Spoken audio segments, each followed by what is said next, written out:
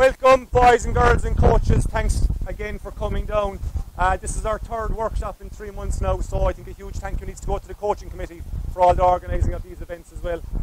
We're extremely lucky again to have an extremely successful person down with us in the club who is 10 All-Irelands, 10 All-Ireland footballs, 9 All-Ireland National Leagues. Close enough? Yeah, I think so. Okay, and an expert in the field of free taking. So that's what we're going to go through tonight. So before we run out of light, I'm just going to hand you straight over to Valerie and we'll get going. Okay, hi. So I'm Valerie. I recognise some of the Colleeny and stuff. And thanks for having me. So hi guys, so just a quick intro into how I got into free taking. Well, when I was younger and I was playing every yard break, I was playing soccer. You know, loved it, played all the time, everything I could play. Got football. My brother played in the primary school, and then for a year there was no football, so I played every other sport. My mum and a few others got together and formed a club. So from like 12 on, I played with a club or with county. When I was 12, I was 13 actually, I played in under county, under 14 into county for Cork and all the way up. So every 2 years, I played underage every 2 years. But there was a stage in my career when I was 13, and I distinctly remember out in Grenagh, and I got fouled, and the whistle blew from when I got fouled, I just wanted to take the free because I didn't want to be standing there and allowing the nerves to settle in and allowing the head talk to start. So I wasn't comfortable with that 10, 20, 30 seconds of settling yourself up and getting ready for the free. I actually just wanted to pick the ball straight up and kick it before anyone was watching and before I could talk myself out of it or convince myself that I could miss. So I came a long way really, because when I was playing 17 years into county, I was taking frees for Cork, and I think I was taking it underage a little bit as well.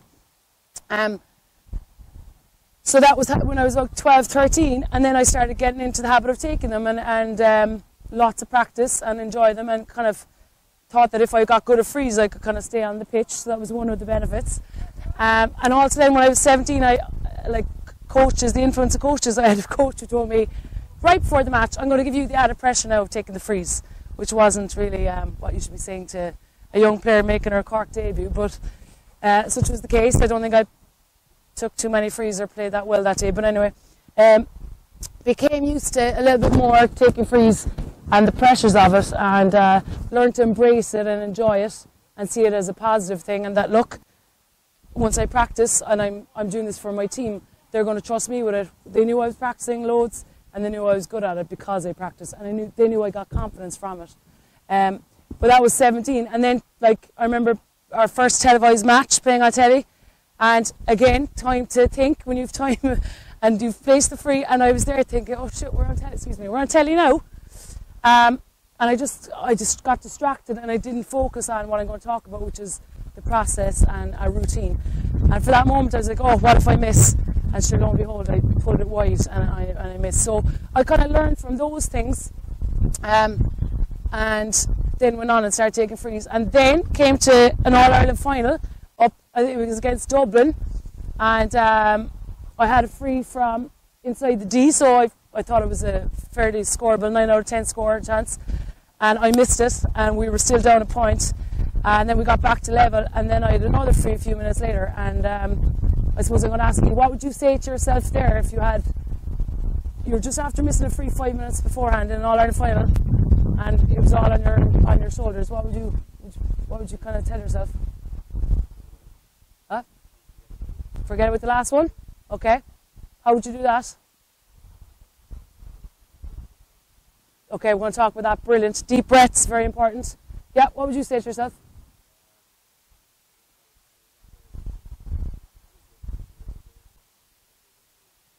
Yeah, that's great. Visualization is great. We'll talk about that as well. Remind me, lads, of those two things. Anyone else? What would you say? Yeah, so focus on this one and not the other one. But actually, I stepped up, and thankfully I've learned over the 20 years or so to actually talk nice to myself and be nice. So I said, okay, this is a great second opportunity now to make amends for the last time. So rather than going, oh God, I'm after missing the last one, what if the same thing happens again, and then getting distracted by that and getting negative? I said, look, this is wonderful, I get a second chance at this. Not too many people get that. And it went over. So it's huge. Like, we're going to briefly talk about routine, right? So a lot of you might start your free taking, and you might have a routine. Lads, it could be anything. You've seen the rugby lads do the flick with the hair and all this. But once it becomes consistent, and once you're happy with it, and once it doesn't take too long maybe, okay, that's important. So get your routine, because by having a routine, you can concentrate on the process, and it keeps you in the present. It stops you thinking, what if I miss, what if we score? It actually just gets you into the moment, and it gets you in a more comfortable environment that you've experienced many, many times. Yeah? And the funny thing about free taking is, like, and I heard Shane Walsh, like, it can keep you in the game, right? You might be one of the most important players on the pitch because you could be very reliable from your free taking, okay? And it could be addition to your game even better if you're a good player and then an additional free taker. But Shane Walsh actually made an interesting point. He said he liked it because it kept him in the game. If he was quiet for a while, a free would come along and he was able to get himself back in the game. And another thing that's funny is, like, when you're young, so I was taking a penalty in Croke Park, my first All-Ireland penalty, and I actually felt like I'd been there before because I was at home practicing, imagining that I was in All-Ireland's winning matches. So when I was there, I was imagining I was at home taking the frees.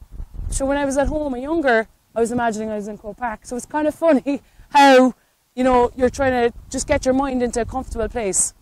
But free taking, routine, get your routine. So for me, if I'd actually have practice and I'd figured out my percentages in the different areas, right? So I was like, okay, I need to be scoring 80%. And look, if I'm not scoring, I need to go and practice this one a bit more. And I'd always start in closer, get my confidence, get my routine. You don't want to be forcing shots. So whatever routine you have, you keep that going. And when you're going out further, you don't want to go outside your comfort zone where it's too strained and you're losing your technique. Okay, so you're going to learn that as you go along, like, and as you get older and stronger, you're going to be able to broaden that range. In terms of the routine, the breathing, you mentioned it, hugely important. Okay, so you're trying to, like, calm yourself down, and you have time over the ball. So I used to place the ball. Can I get a ball there, please? Right. If I decided whether I was out of my hands or the ground, okay, I'd put this needle part, okay, I'd face that away if it was on the ground. I'll shoot this way. Right, so I place it on a high piece of grass, okay, I'd have my support foot next to me, next to the ball, okay, and I'd step 1, 2, 3, 4, and I'd go 2 to the left, okay, I'd do 3 big breaths, okay, and then the crucial thing here is that you get a little mantra for yourself, like a one-liner. It could be like, this is going over the bar, or it could be, this is what I do, or it could be, I'm going to strike this cleanly. Pick something that you can say to yourself. You don't have to tell anyone. And then you have yourself under control. You make sure that you're able to take the free from the ref. And then I used to go back, and I used to get up and aim to strike the ball nice and cleanly. And when I was taking, they say, right, for most people, the more accurate, the more define the position that you're trying to score in. So if you place, like, a definitive marker, if you're going for that black post, over the black post, that's better than just going for over the bar. So you're trying to, like, focus that point of where you want the ball to go to. So the smaller that is, the better it is, apparently. Okay? Lads, this is all, like, what they say and what works for people, but something different might work for you, so that's okay too. Okay? So, big thing, get your little routine. Okay? Obviously, striking the ball is a huge part of it, okay? And making sure that you're balanced. And we like the hook shots. I never saw one person kicking free kicks like this. It's actually a lot more accurate going from the hook, so an angle shot, okay? So when I was kicking out of my hands, 2 hands, 1 hand, and kick. Okay? And again, that same mantra. Now, the thing without the hands is there's a lot more variables, so a little bit more could go wrong. Off the ground, if you're comfortable with that, that's a really good one as well, and you can get the distance and the accuracy. But whatever works for you, and you might find that, look, as you started off out of the hands, and then you start going, oh, well, I'm actually more accurate off the ground. And that's based on doing your bit of work, your homework, going out and practicing. That's where you get the confidence from, so you can take it off. And as coaches then, the best thing to do is to come out, give them the footballs, warm up, let them do it. But I think the less, just maybe take the scores or how they're getting on in the certain zones, but you don't want to be feeding them loads of information. Even maybe record how they're shooting, and then you can look back and go, all right, Jesus, I'm leaning back here all the time. That's why it's going off left. You know? So I haven't got. So what we'll do now is we'll warm up, little warm up, and we'll do some movements, and then we'll get into some kicking. The other thing is purposeful practice. So when you're kicking, if you take 15 shots and you're focused and you're putting yourself in the zone and you're doing your breathing and you're doing your routine, that can be much more effective than going out and shooting 100. Okay, so it's purposeful practice and it's with a purpose, so it's like intentional, and what you were trying to do is to improve. You don't want to wreck yourself or get, you know, sore hip flexors and all that from overdoing it. So you're better off doing less well. So quality over quantity. You obviously want someone who's comfortable. Like if I was doing if it was a penalty shootout at the end of the match, I'd actually, as a manager, I would say who's comfortable taking it, because you want people who are confident. You want people who, you know, some might have a bad game, but they might actually be really good at penalties. So you might like make sure that you understand that a lot of it is down to the person and their confidence. So it's down to the character of the person. They obviously, you're encouraging practice, okay? You don't, like I was saying earlier, you don't want to over talk it or, you know, make it such a big deal. It's just part of their routine. They could be having a bad game, they still might be burning the freeze. So you're just trying to develop them into like, well, not pressure situations, but getting them comfortable with being confident in what they've practiced. So go out, as I said, bring the footballs, get them practicing and go, okay, we're flying it there from the 13. Start off easily. I'll show you 2 different things that you do. You can do a kind of a progressive thing where you have to score 3 to move on, and then you can do 20 random ones. But again, quality over quantity. The thing is, like, a player has to be comfortable and confident on the ball. Like, you know, you can see intercounty players now, the amount of stick they get. Like, there's a lot of pressure can be put on players, and that person who's going to take the frees has to kind of want to take them and be comfortable with that kind of environment. And many people thrive in that environment. I learned to embrace it, you know, and I was happy to take the deciders because I'd done the practice and it was fine. But someone else might be a great kicker of the ball, but they mightn't feel comfortable in that environment at all, and they might freak themselves out. So just be aware of that, and people can develop differently as well. So I would just encourage good techniques, and then like see who's comfortable in taking it. And as you grow up through the ages, maybe it does change a little bit. But don't pressurize someone who's taking it. Understand what's happening? You can start here in the yellow. Some of you have to start out here 3 in a row, and then you move on. We're trying to get 15. Can you get it in a row? Okay, off we go. 3 in a row and then move. Right, you keep telling yourself it's not going to happen, then it won't. Okay, so what you want to see is how they're getting on, obviously, and then maybe is the third shot. If they're after getting 2 in a row, the third shot is like important because it's kind of pressurized because they have to score in order to move on. So it's the accumulation causes them a little bit of match situation or pressure. So I'm impressed with the techniques because they're hook shots, which is what we want.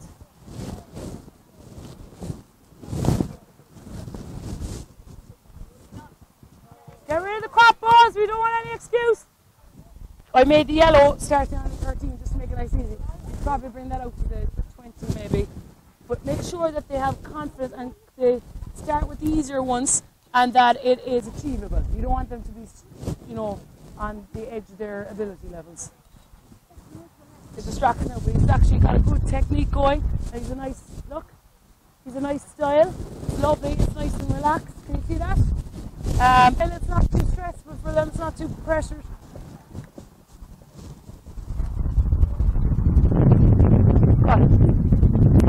Remember now to pick a spot. Pick a particular spot you want to score in. That's good, guys. It's good.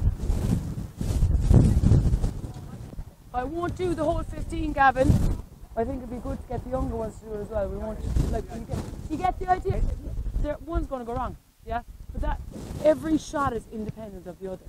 It does. The last one doesn't decide this current one, okay? And the more practice you do, the more comfortable you get, the more you'll enjoy it, the more you'll feel confident, yeah? Go to the next one. Just remember, have a routine and pick a phrase in your head that you're going to say. That will help you feel good. Like, I'm an athlete, this is what I do. Or, this is going over. Okay, so you're saying that the moment before you strike it. Okay, how many throws are really, like a really pinpointed place they wanted the scoring? Did you find it helped? Did it? Yeah? Yeah? Okay. And the breathing. How many were able to remember through the breathing? That's actually a big one. Yeah? Okay. Deep breaths, because you're like, you forcing yourself to just slow down a bit. Lower the heart rate and slow down. So that's what 3 things.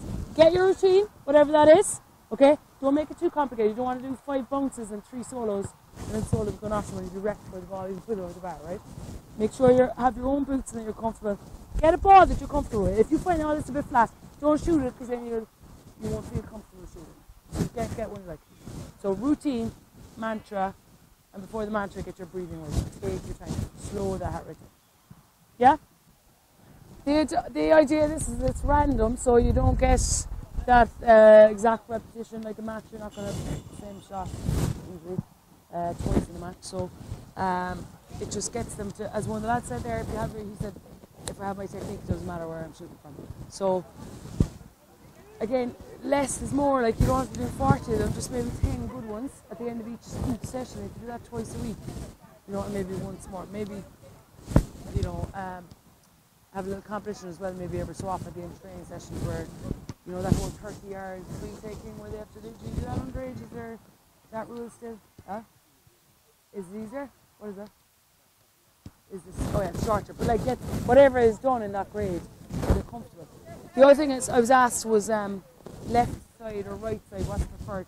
Well, it's always good to have 2 or 3 free takers. You don't want to be reliant on any one person, especially if they get injured or if they're just having a bad time, or, you know, because after about 3 frees, if you're the same person missing 3, you might go, here, we'll just give it a break and let someone else take it. But yeah, you probably have someone with left-footed, you're probably more comfortable on the right, and then vice versa. But it just depends on who you have and whether the person is comfortable. Like Shane Walsh there was shooting when he's left and he's right, so you could have someone who starts practicing both and gets comfortable with both feet, which is excellent. But I'm just looking there, a lot of them have good techniques. What I'm seeing is these kids they're shooting further out than they should be. Like, they're all after, a lot of them are after choosing hard ones, whereas you want them to get the easier ones, and often the matches, these ones are going to be all the ones within the scoring range. So I think they have 5 done each, don't they? Okay. We're going to breathe in for 5, we're going to hold for 5, and we're going to breathe out for 5. This is longer now than we'll be doing in a match, but we will do it. Okay, so we'll all try and breathe in for 5, we're going to hold for 5, just watch my fingers, and out for 5. Okay, ready? Breathing in for 5, go. Hold. And gently out for 5. Okay, so breathing techniques, like we all breathe without even thinking. Breathing techniques can be very good. Before matches, if we're feeling a bit like nervous, and nerves are good, right? But once you normally cross the line in a match, you kind of start, once the ball is thrown in, the nerves go because you're in the moment, the adrenaline's kicked in, and you're running off the endorphins, and you're running off those nerves as well, okay? Breathing is huge, so especially when you're lining up, as soon as that free is, or the whistle is blown, I would start my in for 3, hold for 3, out for 3 kind of stuff. You don't obviously do the 5, it's a bit long, but you're just trying to slow down the body, you're just trying to create a nice calm zone for yourself. Alright? Get into the focus area where you're picking a spot, you're doing your technique, you're telling yourself your little mantra, and you're getting your deep breaths in. Are you going to score every shot you take? No. But you're trying to get up to the 8 out of 10, 80, 85%. So 8 out of 10 shots. That would be fairly good, wouldn't it, if you could get that? 70 is actually quite good, right? So you want to be feeling confident, and that comes from doing the bit extra. And it's quality over quantity. Some of us, like I found I had hip flexor issues because I was taking a lot of frees, and then sometimes if I wasn't feeling as confident, I'd be taking more, but actually learned to take less as I get a bit older. And I think it was the Corrigan was saying it as well recently. It's like, I used to take loads, now I'll go out and I just take, say, 20, and less is more. And just focus on them when you're taking, rather than just, I need to get 100 done here, so bother that. Okay? These all have access to football, so grab the footballs, get your warm-up done too. To the end of training sessions when you're tired and you're kind of like in a match situation, you're just after making a big run, and next thing there's a free one. Yeah? And what I would say is, don't put yourself under huge pressure. If you're after missing, say, 3 in a row in a match, if someone else fairly good at frees, just go, do you know what, it's not my job. That doesn't mean you're gone for free forever. Yeah? And enjoy it. You've done all the practice. It's a great kind of responsibility, but it's a positive thing to be given it. It's a nice sign of a leader. Okay, it's a nice quiet leader can just go and take the frees. That's your contribution to the team. Visualization was mentioned earlier on. So, okay, for some people they really do need to feel it. Okay, kinesthetic learners. A lot of us would be visual learners, or we have a good element of visualization, or visual learners. So visualization can work. So what you would do is, rather than taking the 100 frees, you could take the 10, go through the motions, go through the routine, the mantra, and you're just watching yourself scoring. You're putting yourself in that position here, and you're just taking over the ball. So we'll just do that for a minute. I want you to step up. You get the ball, you win the free. You're stepping up. Close your eyes. Just do your breathing, and you're just going to just put yourself in that situation, and you're all going to score now because this is visualization. All right? Don't start missing in your visualization or do something else. Okay? If you're taking 10 shots, you're scoring the 10 of them. Okay? Just like a while ago, there's a bit of negativity here. She said, I did awful. I was like, how'd you get on? I got scored 7. That's scoring 7. Or she said, I met another girl. And it's always girls, lads. The lads have no problem saying they were great. Often. Which isn't a bad thing. But one of the girls said, oh, terrible, I missed everything except 2. So you didn't miss everything, you scored 2. Okay, so start with the positives. Visualization is known to work as well. So it could be good to put into a routine. Alright, even when people are injured, they can do visualization, and it can help with their performance. Okay, but you're actually inactive, you're doing everything except the actual motion. So after you strike, should your momentum continue forward? It depends. I suppose, like, if it's off the ground, you finish your follow through. On your hands, I think your support foot will be quite steady. Let me show you. It's going to be doing one. So this pressure's on it. Okay, so I'm going to stop. I was a bit unbalanced there, wasn't I? Okay, so what happened there as well? Correct yourself if you can. So that's gone near post. I'd always be saying, you always hear this, aim for the far post, don't you? Okay, you'd rather go across the goal and then at least someone might flick it in. So, 2 hands, 1 hand. No, I'd be fairly balanced if you can get the support foot right. But like, if someone has a peculiar technique but it's working all the time, I wouldn't be saying too much. But normally it'll be kind of solid. Don't you feel kind of solid? Anyone I saw there was pretty consistent. You wouldn't kind of follow through. After the follow through, you wouldn't be doing too much, I wouldn't imagine. Yeah, any other? Away, yeah. Just because there might be actually, because it was told when I was about 12, and also the other thing was like, keep the laces away. You don't want them interfering. So the valve could just like form an extra bubble, or you just want a nice part of the ball. So often it's like the O'Neill's facing you or something like that. But it's part of the routine as well, but it is good to keep it away. And if you are off the floor, just make sure it's nice and up. The other thing with like penalties, so again, a nice first situation, yeah, there's a goalie there, but like before you go up and take the penalty, you would be, after deciding where you're going to take it, where it's going. Yeah? Go up with confidence, place it on the ground, step back. You don't even have to look at the goalie. If you want to freak the person out, you can look at them. Okay? Be careful not to show the goalie with your eyes. Sometimes you can look at the spot just to check before you give it. Now, other times you could actually look at the spot, get up, and then put it the other way, so you're tricking the goalie. But just be aware your eyes might actually tell the goalie unbeknownst to yourself. But with penalties, the thing is, you're saying kind of keep it low, keep it away from the goalie. Well, if you go down the middle, I don't know how our goalie's going to dive, so I would be cautious of that. But have your routine again. If it was off the floor, same. It was the same for me, off the floor or free or penalty was the same. And I would just lean over the ball more to keep it up, because I don't want it rising. So I would lean over the ball more. Really follow through and pick my spot. And often it's about a bit of power, but mainly picking your spot and placing it. Would I encourage out the hand and after? You would do both, yeah. I mean, out of the hand is probably more in keeping with the skills they might already have, but if you have people who are comfortable off the ground, it is a great one, because again, there are less variables to go wrong because the ball is already still. It's a bit rarer in ladies football, alright, that's it has to be off the ground at a certain age, doesn't it? So you probably find people who are good off the ground. So with off the ground, raise it, get their technique.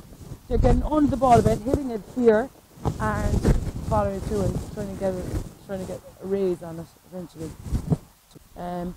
How many of you would be comfortable?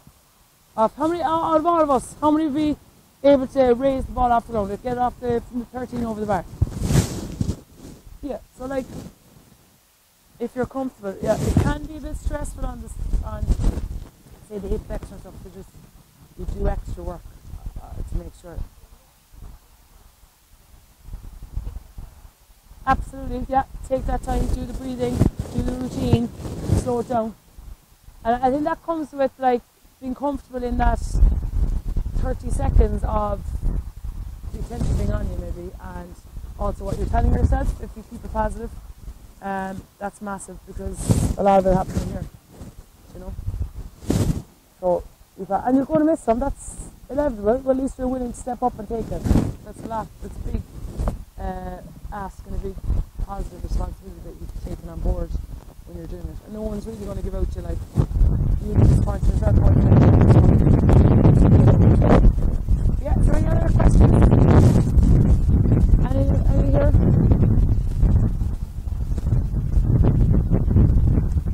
Not preferred foot, yeah? Yeah.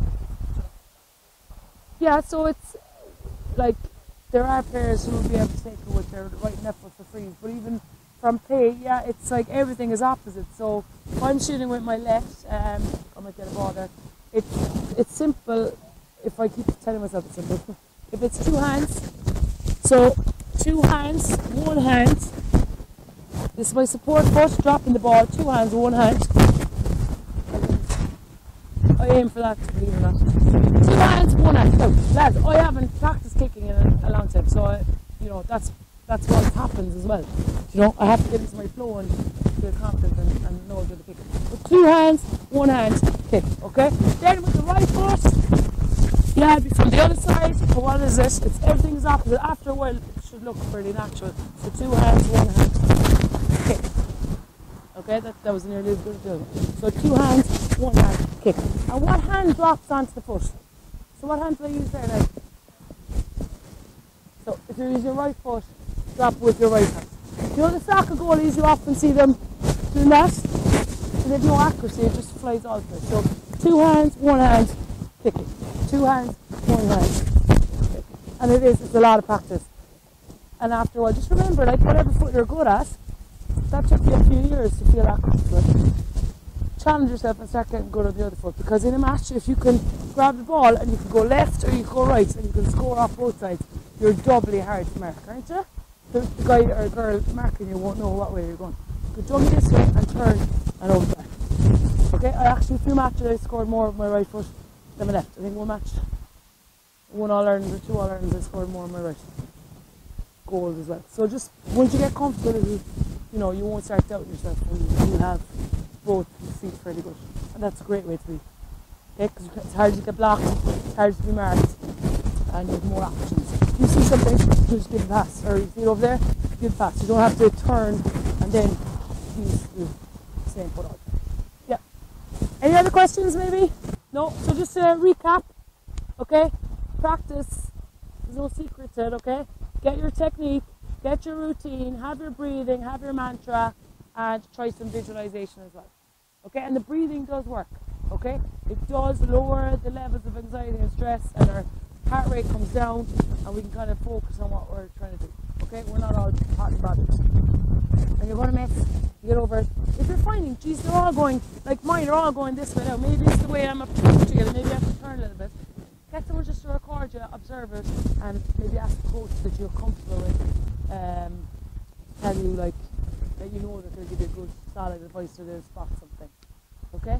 Like, I was just passing the clubhouse there, Gorgeous Clubhouse, and the golf was on, and I was up at a golf competition, I was watching the post, and they're playing every day, right, practically, and they're still there putting, and they're just practicing these ones.